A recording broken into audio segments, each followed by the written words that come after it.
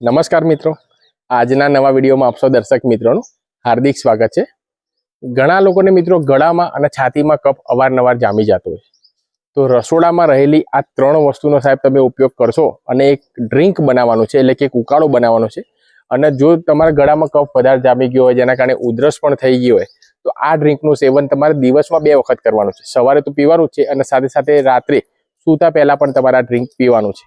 2 દિવસ તમે આ ડ્રિંકનું સેવન કરશો ને, તો જે લોકોના ગળામાં જો કફ જામી ગયો હોય અને ખાંસીથી જો કંટાળી ગયા હોય ને, તેમાં ઘણા અંશે તમને રાહત જોવા મળશે। તો ચાલો મિત્રો, હવે ઉપાયમાં શું શું વસ્તુ જોઈએ છે અને કઈ રીતે આખી પ્રોસિજર કરવાની છે એ વિડીયોમાં તમને આગળ હું બતાવવાનો છું।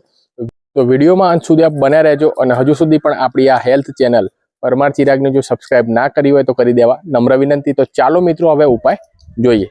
મેં વિડીયોની સ્ટાર્ટિંગમાં મેં તમને મિત્રો કીધેલું કે આપણે આ ઉપાય માટે 3 થી 4 આપણા રસોડામાં રહેલી વસ્તુની જરૂર પડશે। તો નંબર ફર્સ્ટ એટલે કે પહેલા નંબર પર મિત્રો આવે છે એ છે જિંજર, એટલે કે આદુ। તમારે 1 ઇંચ જેટલો તમારે આદુનો ટુકડો તમારે જોઈશે, ઉપરથી તમારે છોલી નાખવાનું છે આદુ।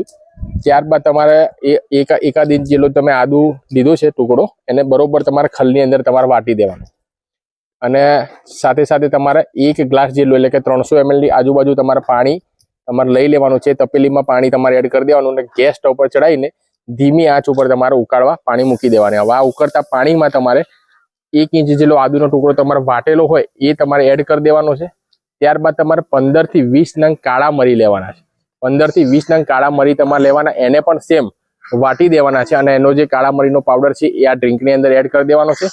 અને ચપટી ભર તમારે ટર્મરિક એટલે કે 1/4 ટેબલ સ્પૂન જેટલી તમારે હળદર એડ કરવાની છે। ત્યારબાદ તમારે 1 ગ્લાસનું અડધો ગ્લાસ ના થઈ જાય ત્યાં સુધી આને એકદમ ધીમા તાપ પર તમારે ઉકાળવાનું છે।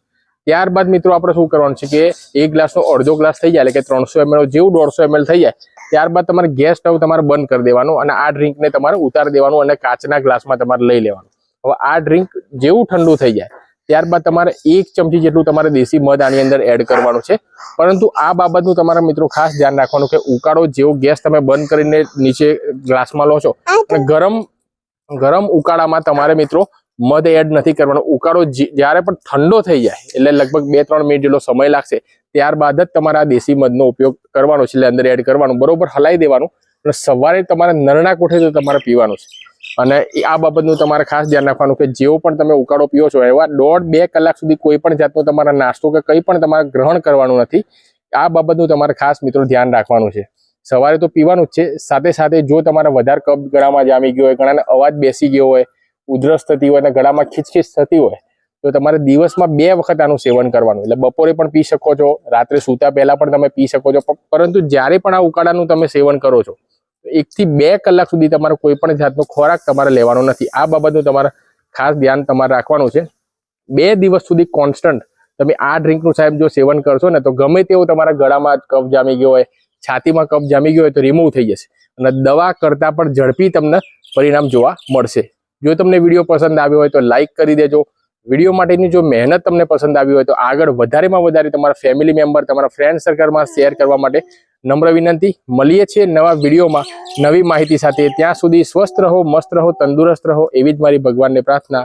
થેન્ક યુ મિત્રો, જય Hind, have a nice day.